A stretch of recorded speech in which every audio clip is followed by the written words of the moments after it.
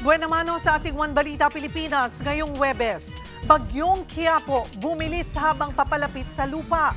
Signal number 1 nakataas na sa ilang bahagi ng Northern Luzon. Sagot ng LTFRB sa hinaing ng transport groups na mahal na langis. Kung hindi taas pasahe, taasan ang fuel discount para sa mga PUV. Ang tanong, kailan?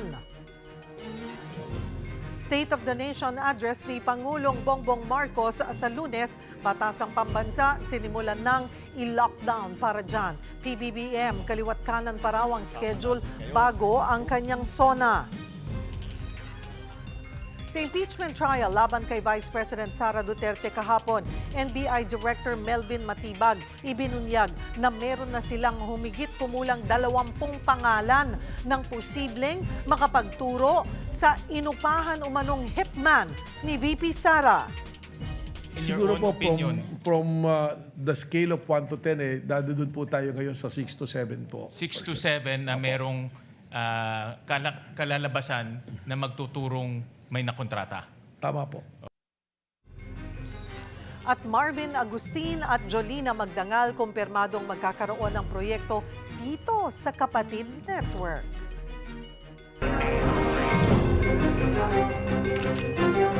Magandang taghali, Luzon, Visayas at Mindanao. Thank you for joining us. Good afternoon sa mga nanonood sa This has been my guide. Ang uting utang, kumikita sa pangutang, pagkikita. Nagsana ang mga paluwas sa kanilang mga probinsya. Hola! One Balita, Pilipinas!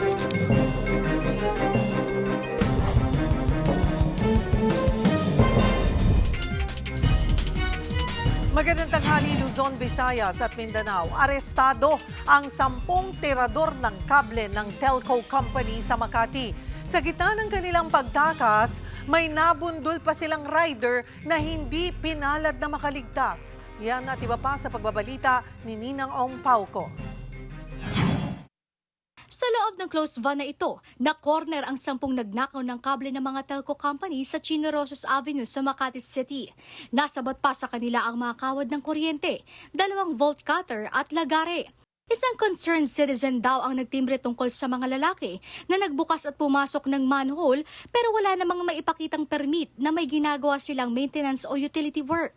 According to him, inagaw po sa kanya yung van na yan, sa parteng Manila po.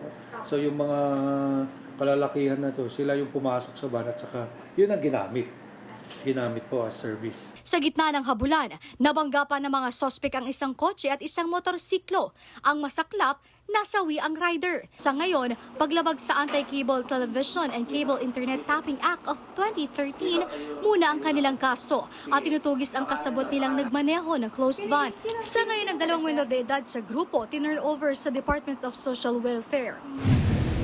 Napasugod sa Police Station 8 sa Quezon City ang mga nabiktima ng dating recruitment officer ng isang international agency. Kwento nila, taong 2013 hanggang 2024 pinangakuan sila ng suspect na si alias Mas na trabaho bilang skilled worker sa Europa.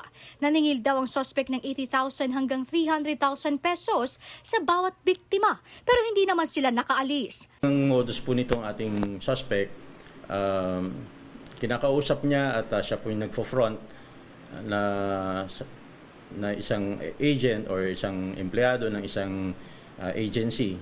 Ito naman po ating mga biktima, sa kagustuhan nilang makaalis agad, makapunta sa ibang bansa, pumapayag na po sila kasi ang style niya, sinasabi niya, konting slot na lang yung natitira. Umabot sa 100,700 ang mga nabiktima. Ang malapalos na suspect na gumagamit ng iba't ibang pangalan, nadakip din itong July 20 habang naglalaro ng basketball sa Pampanga. Yes, ako'y nakasangkot sa napakaraming kaso ng illegal recruitment at ako'y nagpapasalamat dahil ako'y nahuli dahil gusto ko talagang harapin ito dahil para rin sa mga aplikante at para malaman ng katotohanan. Bakit? Bakit, sir? Ano nangyari? There was overhiring. Sa ngayon, may 30 counts na kasong syndicated illegal recruitment si alias Mas. Dagdag pa sa mga nauna pala niyang kasong rape, estafa at paglabag sa Migrant Workers and Overseas Filipinos Act. Kapatid, para sa 1PH, Nina Ong Pauco, News 5. Iginiit ng PNP na may nakalatag silang police visibility para mapigilan ang krimen. Sagot nila ito sa sunod-sunod na mga kasong nagdulot ng pagkamatay ng mga motorcycle taxi rider. Para bigyan ng mukha ang balita, Mobile Journal, Francis Rivera.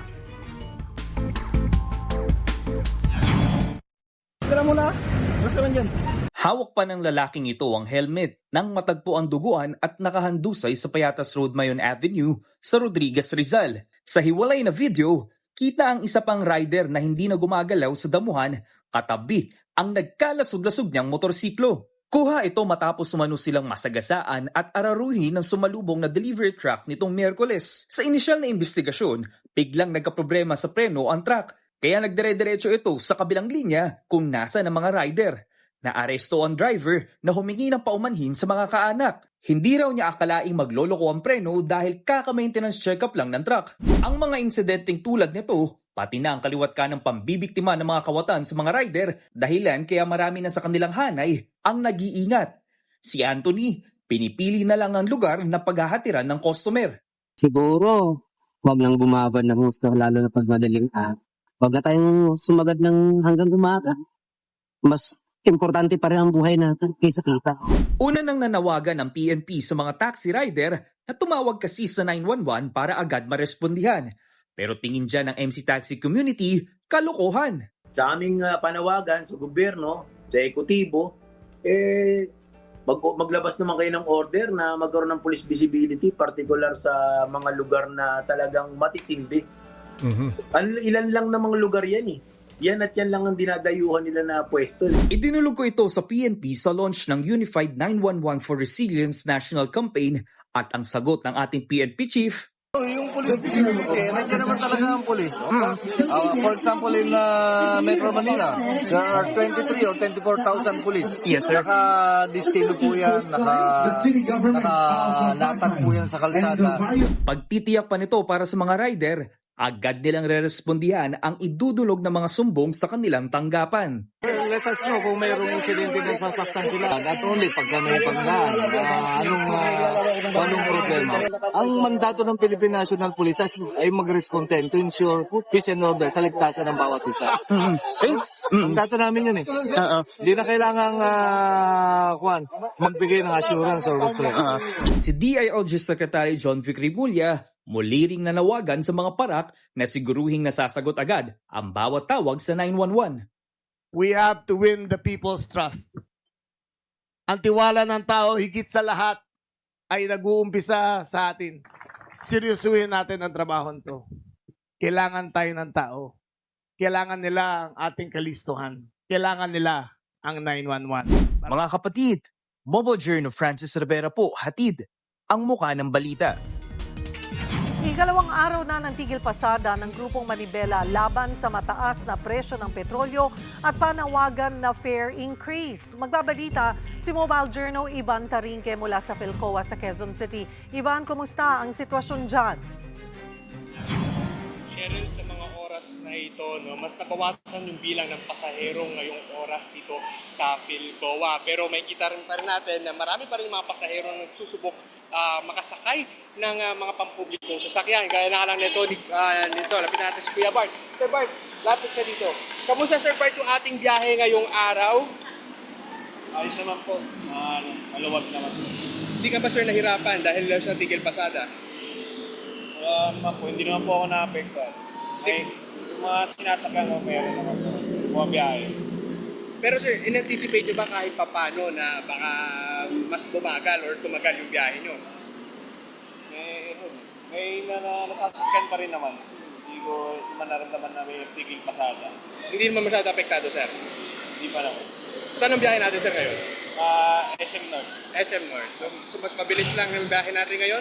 Apo. Alright, sige, maraming Sir Barto.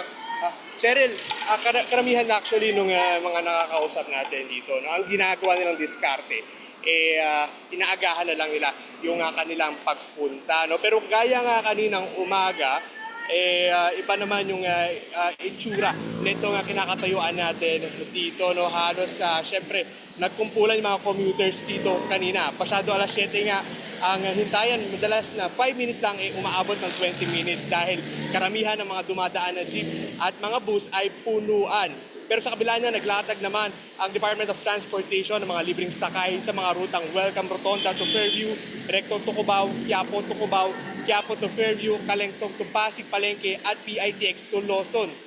Available ito mula alas 7 hanggang alas 10 ng umaga at mamayang alas 5 hanggang alas 8 naman ng gabi. Pero ngayon, Cheryl, subukan natin kumausap ng mga jeepney drivers dito sa ating likuran. Ito natin. Sir, mabilis lang, sir. Quick interview lang. Sige, sir. Sir, pangalan natin, sir. Kalino Arabi. Sir, kamusta yung pagbiyahe natin ngayon? Wala, mahina. Mahina. Kamusta? Yung diesel, tumaas. Yung pamasahe, ganun pa rin. Isa yan, sir, sa inihiling ng mga grupo ngayon. Itaas yung pamasahe. Anong reaction natin dito, sir? Pwede, itaas yung pamasahe kasi mataas ang diesel. Kung mataas ang diesel, mababa pamasahe. Hindi na namin alam kung babiyahe pa kami. Hindi, kasi wala na kami may uwi. Pero sir, balak niyo pa bang bumiyahe ngayon? Itong araw na to, pagtyagaan na muna. Baka sa sunod nito, hindi na kami magsibiyahe kasi mataas ang diesel. Sige tayo, pangalan natin tayo ulit. Katalino muna rin sa Arabi. Okay, maraming salamat tayo. Cheryl, ayon naman sa panig ng LTFRB, no, patuloy na pinag-aaralan yung petisyon sa fare hike na isinumiti nga netong mga ng grupong Piston at Manibela. No? Kung hindi naman daw target ng ahensya na maaprubahan ito, ang fare hike sa susunod na linggo at isa pang option ng LTFRB ang pagpapalawak ng fuel discount program para sa mga jeepney at UV Express operator. Mula sa kasalukuyang 10 pesos na discount, pinag-aaralan na itaas ito sa 20 pesos kada litro para sa hanggang 30 liters na krudo araw-araw. Pero Cheryl, sa ngayon no, inaasahan na hanggang ngayong araw na lang yung tigil pasada ng mga grupong ito. Pero nagpaalala ang grupong Manibela, no, depende raw yan sa magiging assessment nila ngayong araw kung possible na i-extend pa nila yung kanilang tigil pasada hanggang bukas, Biyernes. Cheryl. Maraming salamat, Mobile Journal, Ivan Tarinque. Binaha ang ilang lugar sa Cebu matapos ang malakas na ulan kahapon. Pasado alas 5 ng hapon, bumuhos ang ulan na tumagal ng halos 1 oras. 2 magkasunod na araw ang nakakaranas ng pag-ulan at pagbaha sa Metro Cebu. Partikular ito sa Cebu City, Talisay City, Mandaue City at Lapu-Lapu City. Wala namang kinailangang ilikas, pero naka-standby pa rin ang Cebu City Disaster Management Office sa inaasahang mga pag-ulan ulit mamayang hapon. Kasabay nito, ilang probinsya na sa Luzon ang isinailalim sa Signal Number 1 dahil sa bagyong Quiapo. Para sa update, magkakausap natin si Pag-asa Weather Specialist Lori De La Cruz. Magandang tanghali sa iyo, Lori. Magandang tanghali din sa inyo, Ma'am Cheryl, at sa lahat pa po na ating mga kababayan. Lori, ano ang update sa bagyong Quiapo? Well po, base po sa ating latest na bulletin, si Bagyong Quiapo ay huli pong nakita sa layong 830 kilometers silangan ng Northern Luzon with maximum winds of 45 kilometers per hour near the center at gusts na 55 kilometers per hour. At sa kasalukuyan, nakataas ng signal number 1 ngayon sa Batanes, Cagayan kasamang Babuyan Islands, Isabela, Apayao, Baracalinga, eastern and central portions ng Mountain Province, eastern and central portions ng Ifugao, Ilocos Norte, northern portion of Ilocos Sur, northern portion of Aurora, the northern portion of Quirino, and the northernmost portion ng Nueva Vizcaya. At ngayon naman po, maliban po dito sa bagyo, meron din po tayong weather advisory kasi may mga pag-ulan tayong malalakas na inaasahan dahil naman sa na-enhance o nahahatak nito na habagat. For today, inaasahan natin ang malakas na mga pag-ulan sa Negros Occidental, Negros Oriental, Zamboanga del Norte, Zamboanga del Sur, Zamboanga Sibugay, Lanao del Norte at Lanao del Sur, Maguindanao del Norte, Sultan Kudarat at Sarangani. Sa Cagayan naman, pwede pa rin din po ang magiging mga 50 to 100 millimeters of rainfall dahil po sa bagyong Quiapo. Yan ang latest mula sa Pag-asa. Ito po si Lori. Hold Yes, on. ma'am. Lori, isa ngayon ay nasa tropical depression strength siya at may kalayuan pa ito sa lupa, 830 kilometers north ng Luzon. Sabi mo, inaasahan pa ba habang papalapit ito sa kalupaan ay posibleng mas lumakas pa itong si Bagyong Quiapo? Yes po, possible po umabot ito hanggang sa tropical storm category. And kung mangyari po yan, ang pinakamataas na magiging tropical cyclone wind signal natin na aabutin ay pwede pong hanggang signal number 2 throughout the passage of Bagyong Quiapo. Kailan inaasahan at nakikitang mas lumakas pa ito o umabot ng tropical storm strength? Possible po within the next 24 hours. At so anong mga probinsya doon nakataas na yung signal number 1 sa malaking bahagi ng Luzon? Kailan magsisimula? Hanggang kailan kailangang maging alerto ang aling mga probinsya? Halos buong Northern Luzon po, kailangan po nila maghanda dahil malaking bahagi po ng Northern Luzon ay itataas natin ang signal. At itong bagyo o pamamalagi nitong bagyo sa ating area of responsibility hanggang Sabado pa. So ngayon, nagsisimula na bang maramdaman nila yung hagupit nitong bagyo? Ngayon ay hindi pa naman ho gaano. Mga pag-ulan pa lang ho sa ilang bahagi ng Cagayan. And so far, sa nakikita nyo, ito bang bagyong ito ay maraming dalang ulan? Well, since nasa tropical depression category siya, ang nakikita natin isa sa mga babantayang hazard is mga pag-ulan. So, malaki o madaming pag-ulan ang dala nito, most likely especially doon sa northwestern portion ng Luzon, northern Luzon. So, sa pagdaan po nito doon sa northernmost portion ng Luzon, nakikita po natin sa ating rainfall forecast ay malaki ang chance na mga malalakas na pag-ulan ang maranasan doon.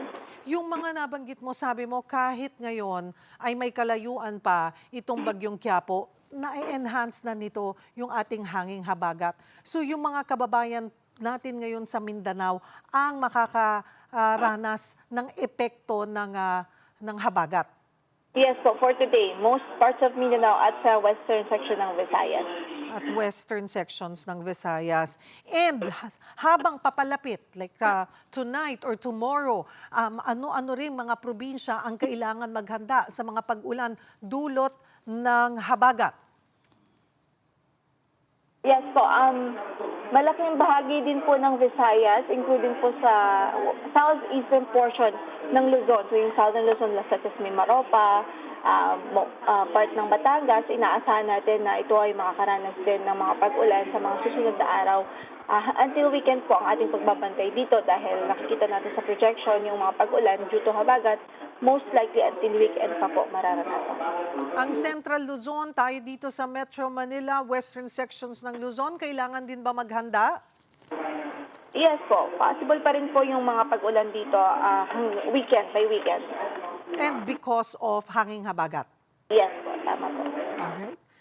Isa pang concern, yung patuloy na sumasadsad na level sa Angat Dam, may naitutulong ba itong habagat o itong mga pagdaan ng bagyo doon sa level ng tubig? Umakyat-akyat ba naman ng kaunti kahit papaano? Lori? Well, sa ngayon, definitely po, nagkaroon naman po ng kaunting dagdag. Pero dahil sa consumption po natin, daily consumption, ngayon po ay nasa critical low na itong level ng Angat Dam. Kumbaga, may mga pag-ulan pero hindi talaga tumatama halos doon sa location kung saan nandoon ang ating dam. So, we're hoping na sa mga susunod na dumaan na weather system ay kumbaga ay mataon doon po sa location ng ating mga dams. Yan po yung ating pinapanalangin at hinuhope dahil kailangan po ng tubig, additional tubig dahil mababa po ang level ngayon ng dam. Itong pagpasok ng Bagyong Quiapo, makakadagdag ba? Nakikita nyo bang posibleng madagdagan ang water level sa Angat? Posible naman po, pero base sa projection, kahit po madagdagan, hindi pa rin maabot yung tinatawag natin roll curve elevation.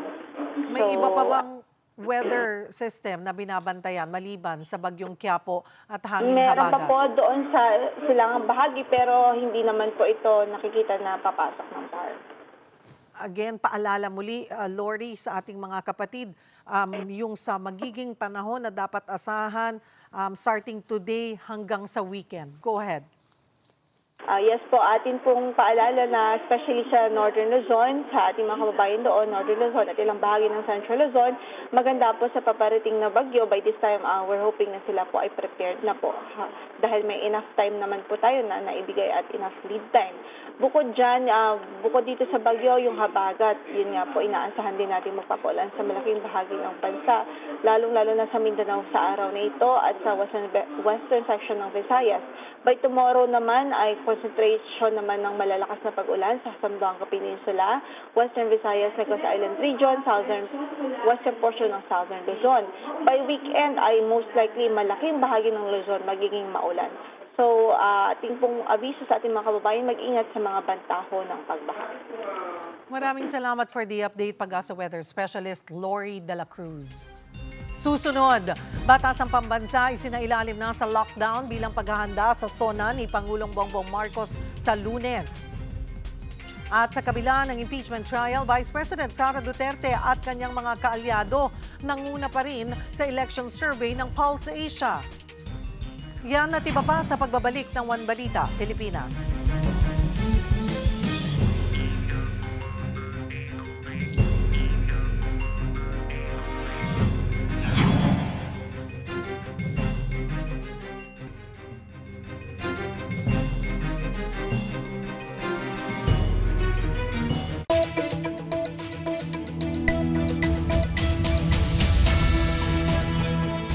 Kumpiyansa ang NBI na matutukoy nila sa loob ng 3 hanggang 6 na buwan ang umano'y hitman na kinontrata ni Vice President Sara Duterte. Para bigyan ng mukhang balita, Mobile Journal, Merymon Reyes. Ang nasasakdal po kasi dito ay ibinoto ng 32 milyon na tao. Sana po, aming mga mahal na kaibigan sa prosecution, isipin nating mabuti bago po tayo magbigay ng mga witness. Yan ang hirit ni Senator Judge Robin Padilla, kaugnay ng 2 naunang testigo ng prosekusyon na umano'y kinasuhan ng perjury. Pero medyo napahaba ang pagtatanong niya, kaya naman si Senator Judge Raffy Tulfo nagreklamo na. Bakit pag sa kabila pinapayagan sila 5-10 minutes, bakit pag sa amin, sa majority, kinakat agad ni remind pagdating ng 2 minutes? I think nakakalata na kami. Paglilinaw naman ni Presiding Officer Cheese Escudero, walang majority at minority block sa impeachment trial dahil lahat ay senator judges. Pinagsabihan na lang ang tagapindot ng bill na maging consistent sa time limit. Sa cross-examination naman kay NBI Director Melvin Matibag, sinabi niyang may 20 persons of interest sila na makapagtuturo sa umano'y hitman na kinontrata ni Vice President Sara Duterte. May mga pangalan na po kami nito. Sa katunayan po, yung iba po rito, kausap na po namin yung kanilang mga pamilya o kakilala. So, ganun po yung proseso. That's why sinabi ko, baka in 3 to 6 months, we can finally identify kung sino yung personalidad na yun. In your Siguro own po opinion, from the scale of 1 to 10, dadun po tayo ngayon sa 6 to 7 po. 6 to 7 na merong kalalabasan na magtuturong may nakontrata. Tama po. Giit pa ni Matibag, nang magbanta ang bise laban sa Pangulo, maituturing na itong betrayal of public trust. The oath of office of the President, sabi niya, she will execute the law and do justice to every man. So, pag nagbalak kang pumatay at ginawa mo yan, that is no justice to every man. It's not execute the law. Execute the President yung gusto mong gawin dyan. Itutuloy na ang paglilitis sa Miyerkules, July 29. Sa kabila ng kinakaharap na impeachment, nanguna pa rin si Vice President Sara Duterte sa Presidential Preference Survey ng Pulse Asia na isinagawa kasabay ng mga paghahanda sa trial. 2,400 ang tinanong, sino ang inyong ibobotong presidente kung ang eleksyon ay gaganapin ngayon? 49% ang nagsabing iboboto nila si VP Sara, 26% ang kay Mayor Leni Robredo at 14% si Senator Raffy Tulfo. Nananatiling malakas ang suporta kay VP Sara sa Visayas at Mindanao, pero tabla sila ni Robredo sa Metro Manila at Balance Luzon. Kung mag-one-on-one naman sila sa eleksyon, 52% ang boboto kay VP Sara habang 39% ang kay Mayor Leni. Sa one-on-one na labanan, kuha ni Robredo ang boto ng Luzon at Metro Manila habang kay Duterte naman ang Visayas at Mindanao. Para kay Pulse Asia President Ronald Holmes, hindi raw mawawala ang impluwensya sa politika ng mga Duterte kahit makonvict si VP Sara sa impeachment. Mukhang epektibo rin daw ang naratibo ng mga Duterte na sila ay inuusig ng administrasyon. The conditions right now where people are faced with material difficulties provide credence to the argument of the Dutertes that the administration is not attentive to the concerns of ordinary Filipinos. Sa ngayon, si VP Sara pa lang ang nagsabing tatakbo siya sa 2028. Nauna nang humindi sina Robredo at Senator Raffy. Mga kapatid, mobile journalist Mary Mon Reyes po, hatid ang mukha ng balita. Sa pagtatapos ng ikatlong linggo ng impeachment trial laban kay Vice President Sara Duterte, tinapos na rin ng impeachment court ang pagtalakay sa Article 4 na tumutukoy sa umano'y grave threats ni VP Sara kina President Bongbong Marcos, First Lady Liza Araneta Marcos at former House Speaker Martin Romualdez.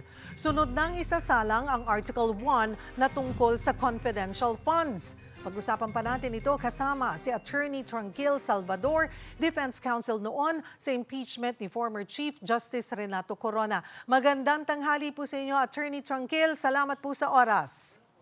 Magandang tanghali sa iyo, Sherry, at sa lahat ng nanonood sa iyo ngayong tanghali. Attorney Tranquil, sa naging presentasyon po ng prosecution at defense, gaano kalakas yung Article 4? Sa inyo pong assessment, na ipakita ba ang mga elementong kailangan para patunayan ang reklamong ito? Okay, bago natin na pumunta tayo dyan sa conclusion, siguro mas magaling ay i-refresh natin ang ating mga kababayan kung ano nangyari sa tatlong testigo nila. Una, si NBI agent. Okay, si NBI agent, ang una niyang Kalilo, ang una niyang pinakita is number one, nag-exist yung video, authentic ang video. Ang nilalaman ng video ay ang pangalawang Pangulo at meron na silang mga hakbang para i-validate iyon at napatunayan nila ito. Okay. Pangalawa, si Attorney Lotoc naman ay ipinakita niya ang sistema ng investigasyon. Ano yung phases of investigation na ginawa ng NBI?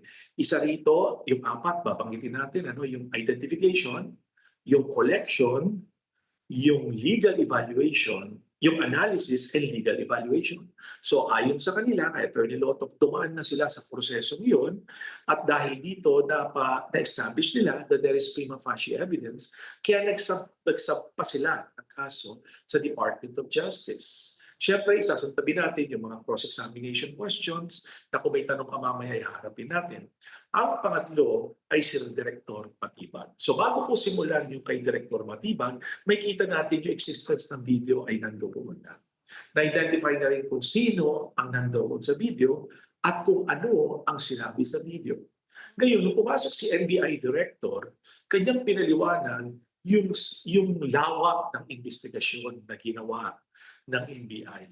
Kung inyong matatandaan, ito ay nagsimula pa ng 2024 hanggang tumawid ng 2025 at siya ay na-appoint ng February 2026. Kaya kung maaalala ninyo, binibigyan ito ng pansin ng depensa. Hindi ba ikaw lamang ay na-appoint noong 2026 February at wala kang personal knowledge ukol doon?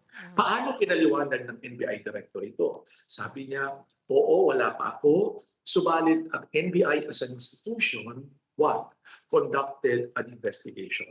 At kanya lamang pinatutuhanan kung ano ang investigasyon na ginawa ng Bureau kahit nawalan na siya. Ngayon, kung maalala mo, pinakita rin niya na patuloy ang investigasyon up until this time. In fact, April, nagkaroon siya ng sarili niyang investigation. Ngayon, isang tanong dito na pumapasok lagi, meron bang nakontrata? Liliwanagin po natin na ang tinutukoy dito sa artikulong ito ay grave threats. Ngunit piniliwanag ng NBI Director na dalawang krimen ang isinampa sa kanila. Ano yun? Yung krimen na grave threats at yung krimen na inciting to sedition. Magkaiba po yun. Ang grave threat ay pananakot. At ayon sa video yun ay may kondisyon na gagawin kung anong gagawin krimen kung sakaling may nangyari doon sa nananakot. Di ba? Yun naman pong inciting to sedition, ang ibig sabihin po nun ay gusto mo magkaroon ng uprising laban sa pamahalaan. Parang tinutulak mo, inuudyok mo ang mamamayan. na tumayo laban sa pamahalaan. So yun ang kanilang tinitingnan. Ngayon, having said that, ang katanungan dito nila is, bakit Attorney Matibag ay hindi mo masabi kung sinong nakontrata? Di ba? May mga tanong doon. Sabi niya, kaya hindi ko pa masabi yan, may national security issue yan. Number one. At pangalawa, sabi niya, meron pa rin kaming mga hakbang na ginagawa. In fact, sinabi niya, according rin sa video clipping mo, na siguro in 3 to 6 months pa-identify nila yung kinontrata niyo.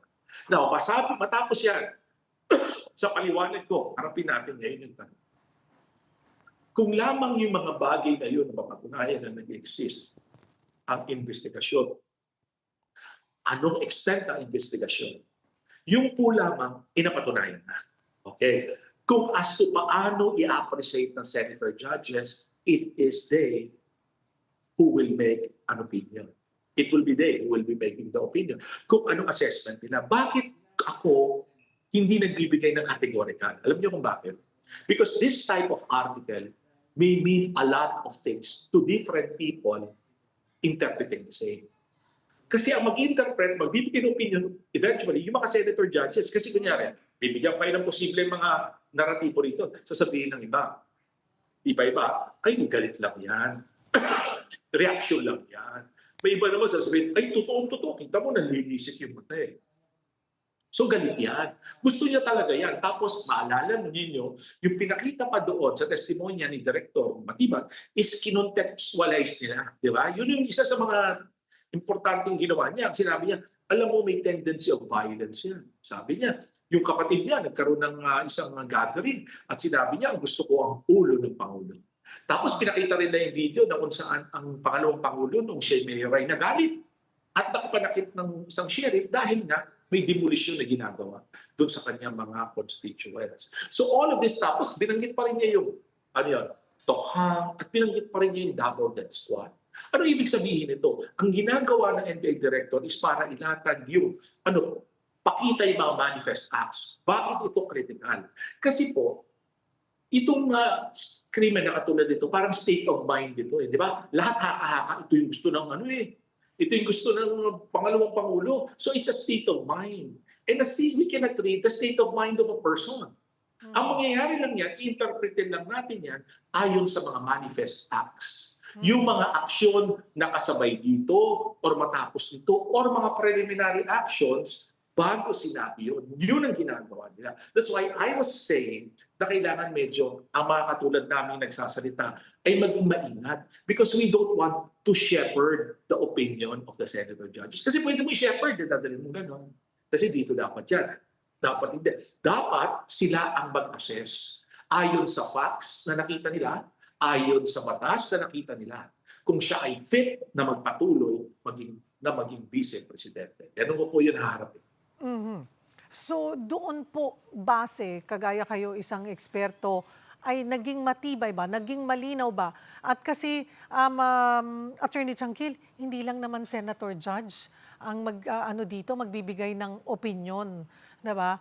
Makakaapekto rin kahit anong sabihin natin siguro Attorney Chanquil, makakaapekto sa pagdedesisyon ng Senator Judge hindi lamang yung inilatag na mga ebidensya ang magiging consideration nila, pulso ng mamamayan. Very important yung binanggit mo yan. Kasi ng prosesong ito is hindi lang legal, constitutional, kundi political. Di ba? Yun ang sinasabi mo. Dahil na political ito, inihintay nila kung paano ipipick up ng public. Kaya nga sinasabi ko, marami na nagsasabi. Ayokong dumagdag doon sa nagsasabi for or against. Kasi nga, pagkatapos ko magsalita, sigurado yan. Pag nagharap kayo, nag-browse kayo, may isa ipipilit, abay, napakaliwanag na yan. Napakaliwanag na yan. Yung artikulo na yan ay tapos na. Yung sa kabila naman sabihin, hindi. In fact, let me call your attention on this. One administrative matter na ginawa ng ating presiding officer, sabi niya, alam nyo, matagal na yung nangyayari, kayo, yung ibang spokesperson dito, ay nakalista ang mga abogado. Sabi niya, pagpapaalala lang minsan, baka nakakalimutan nyo ang yung role. Kasi nga, tandaan natin na yung nangyayari sa floor, hindi natin pwedeng dagdagan. Di ba? Hindi natin pwede dagdagan because that should be sanitized according to what it is. But we cannot avoid, tama ka, that this is likewise a political process. But again, we should not add to those actually shepherding the conclusion. Kasi dapat yan, yung mga judge, senator judges na yan, may kaalaman yan. At the same time, may mga legal staff yan na ina-analyze na nila at dinideliberate nila. Attorney Tranquil, yung naman performance ng defense panel, syempre kailangan, ganun po talaga sa korte, mga kapatid, yung isa, they will justify, yung isa, pahihinain, di ba, didepensahan. Yes, tama. So, naging maganda rin ba yung performance? Tingnan natin. Kasi yung purpose ng cross-examination is to impeach. Ano bang ibig sabihin nun na to impeach? Ang i-impeach mo siya na yung general reputation for truth, honesty, or integrity is bad. Ibig sabihin, huwag ka maniniwala dyan sa pinagsasabi niya. Pangalawa, meron na siyang nagawa in the past na inconsistent statement. Ang tawag doon, prior inconsistent statement. Tapos ang susunod, pwede rin pakita, uy, may bias, may interest yan. Kita nyo kaya tinry, kahit senator judge, tinanong, saan ka ba affiliated noon? Di ba? Tinanong si Director Matibag, sino may sinuportahan mo ng 2016? Di ba? Ano ba mga ginawa mo? Tapos yung kanyang mga relationships. In fact, yung kanyang asawa bilang congressman ay nabanggit din. Because the intention really is to erode. Parang gusto nilang gawin dito na pag na-erode nila yung credibility ng isang testigo kahit na siya ay nakapagsalaysay, magdalawang isip ang boboto. Dapat pa natin pagtiwalaan ang kanyang sinasabi. Ganon. But before I proceed, tandaan nyo, yung ginagawa is one is procedural, yung pag-erode, and the other one is one, substantive. Ang tatanungin dapat natin, while pwede mo siyang i-erode as much as you can, yung sustansya ba ay nandoon? Di ba? Maaring nandoon yung sustansya na inatag na nila. Ang ginagawa nila ay naglalagay sila ng pagdududa. Alam mo yung inaasinan nila, dapat bang paniwalaan niya? Ganito. So ini-erode. Nakita mo yung tanong ng mga tanong ng cross-examiner. Tinatanong siya ng gano'n, tinatanong yung mga, kahit nga yung dating relationship niya, yung galit niya noon, sabi niya, di ba ikaw yung nagalit din? Di ba? Kinonfront siya doon. So yun ang dahilan kung bakit nagko-cross-examine. Huwag tayo magagalit sa mga abogado kasi may iba nagagalit na sa abogado. Talaga hong ganun ang ginagawa. Minsan, akala nyo yung abogado walang concern. Kita nyo, hindi kasi nagre-react, di ba? Hindi siya nagagalit, hindi siya parang sige lang, tuloy lang. Pag hindi siya naka-proceed, so he will proceed to the next question. Ganun lang ho yan trabaho ng abogado. Pero tandaan nyo, ang ultimate question, katulad nga ng tinanong mo, Sherry, ang ultimate question, ano ba dyan yung naging successful ba ang depensa? Yun ang tanong. Kung sa pag-i-erode, probably noong unang araw, medyo meron silang konting nagawa. Pero kahapon, parang bumalik si Director Matibag para nakapaghanda ng kaunti. Napansin mo? Para siya nakapaghanda. He was in his elements the following day. Nung una, medyo para nagkakapaan sila. Pero kahapon, I think, kita nyo, very spontaneous na yung kanyang pagdala. At siguro nakatulong din yung pagiging abogado niya. Oo. Or baka, siyempre, alam mo yun. Alam niya kung paano sasagutin. Pati pagkatapos siguro nung unang araw, nakakuha na ng mga komento yan, gusto mga observe. Di ba? Yes. Alam mo, ganito yan. Dapat ganito. Kaya nung bumalik siya, mas komportable na siya sa tingin ko. Bago ko pupuntahan yung susunod na artikulo na pag-uusapan next week, dito muna tayo kay Senator Judge Robin Padilla. Marami po kasi yung lalong nalito doon sa kanyang statement na one-sided na sinasabi. Para po sa kaalaman ng mga kapatid nating nanonood, Attorney Tranquil, ano po ba yung pinaka-basic na job description? Para alam natin, kumbaga, di ba, para pag nanonood tayo ng pelikula or series, ano ba ang role nitong karakter na to, itong karakter. Okay, isa-isahin natin. Ano ang role ng prosecution, defense, at senator judges? Ganda yung tanong mo, that will be very helpful. Alam mo, ang prosecution, wag ho kayo magagalit. Kasi ang advokasya nila ay patunayan na may sala ang pangalawang Pangulo, ang respondent. Because under the rules, burden po nila yan. Talagang itutulak nila yan. Yan nga ho ang mahirap sa pagiging judge. Imagine mo, ang hina-highlight ng prosecution is yung masasama. Alam mo yun? Yung mga elemento na sa tingin nila ay makatutulong sa pagpapatalsik doon sa pangalawang Pangulo. Kasi po yun ang kanilang advokasya, yun ang kanilang posisyon. Ngayon, ang depensa naman, ang kanilang objective, ang kanilang advokasya is ma-defend yung pangalawang pangulo, ang respondent na hindi mapatunayan ng prosecution naman na yung mga sinasabi nila ay totoo, na yung sinasabi nila ay dapat patunayan, na baka ito'y dala lamang ng political interest, prejudice and bias. Nakita yun, doon nangyayari eh. So, wag tayong magalit sa kanilang prosecution na ina-advance ang interest nila at ang depensa ina-advance ang interest. In fact, kasi meron ako nakikita, galit na doon sa mga prosecutor tsaka ibang depensa. Ngayon, ano naman ang duty ng isang mga judges, ayan, ng mga judges. And we're using the plural, judges, kasi marami sila. Ngayon, tandaan nyo, ang duty nila, i-appreciate nila yung naririnig nilang testimonya. At suriin nila sa kanilang isipan kung ito ba'y dapat paniwalaan kahit nagbubungguan ng dalawang panig. Testimonya. Yun naman po mga dokumento. Habang nilalahad ito, habang ina-identify ito, kailangan mapanuri sila. Bakit? Dahil baka ang ipino-forward ng pagkabilang panig ay dokumento na fabricated, or baka peke, o baka falsifikado, o baka hindi naman nag-i-exist, o baka naman iba naman yung sustansya doon sa dahilang ipinipresenta yun. Kaya napakahirap paging judge, ha? Napakahirap niya kasi ikaw, pag senator judge ka o yung judge talaga, isi-synthesize mo lahat. In fact, mas mabigat ang tungkulin nila. Alam niyo ba kung bakit? Mabigat kasi ikukumpara natin yan sa jury system ng Amerika. Sa Amerika kasi meron, di ba, tinatawag tayo, jury. Ang jury, facts lamang ang tinitingnan.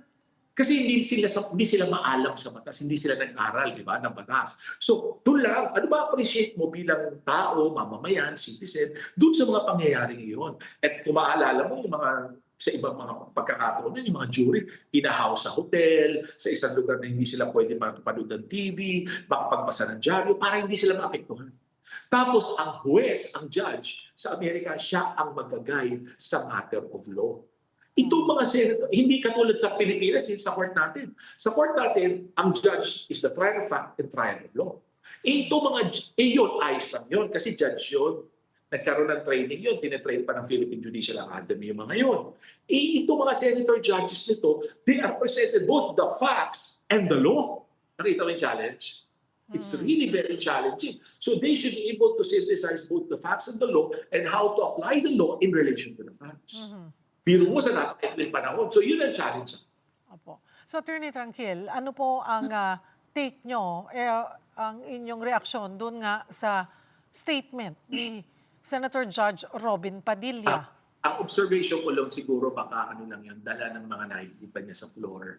Pero hindi mo talaga mapipigilan ang mga prosecutor. Siguro lang niya yun, mensahe. Let me say that it is just a message. It is not a question, but a message that you would want to bring forward to the prosecutor. Kumbaga, kung ako, ordinary mamaya na nag-observe, isipin ko, parang paalala niya, baka kayo naman sumobra, tandaan nyo.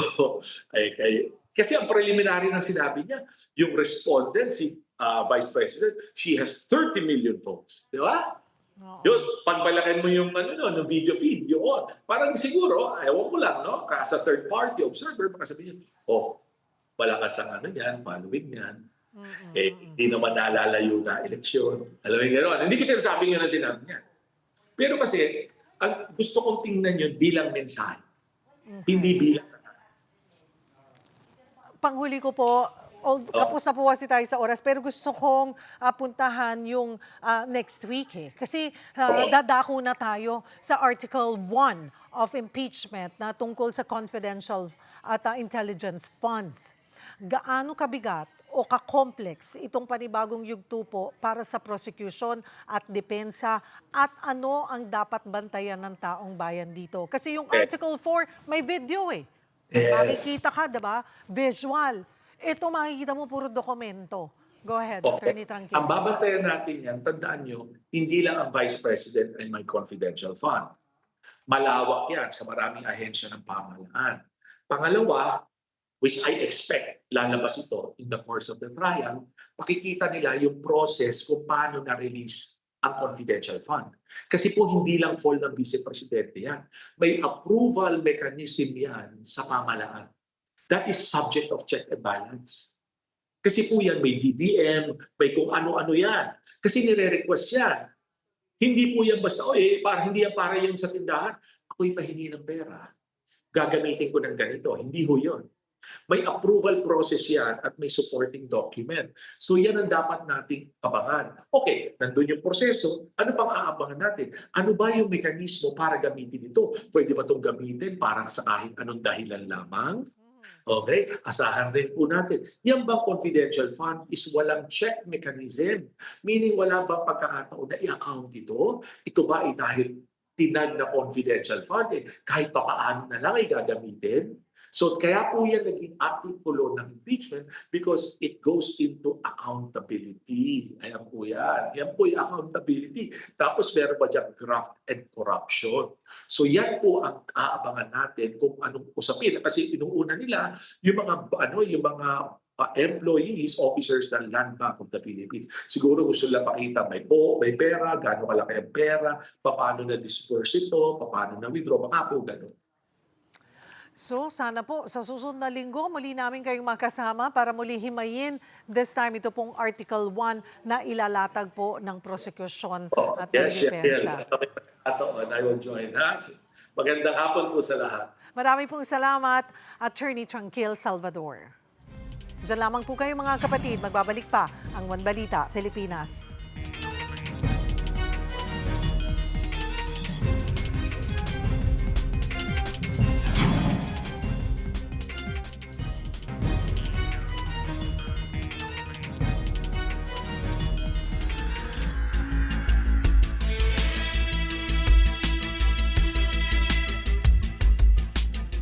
Kitang-kita ko na maraming proyekto para sa flood control ay palpak at gumuho.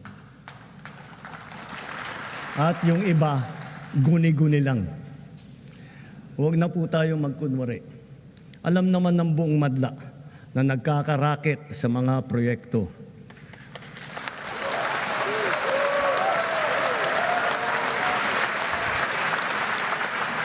Mga kickback, mga initiative, errata, SOP, for the boys.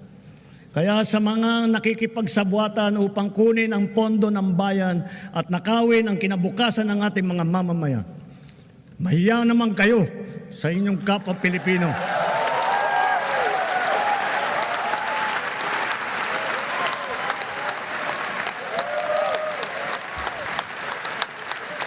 Mahiya naman kayo sa mga kabahayan nating naanod o nalubog sa mga pagbaha. Mahiya naman kayo, lalo sa mga anak natin na magmamana sa mga utang na ginawa ninyo na binulsan nyo lang ang pera.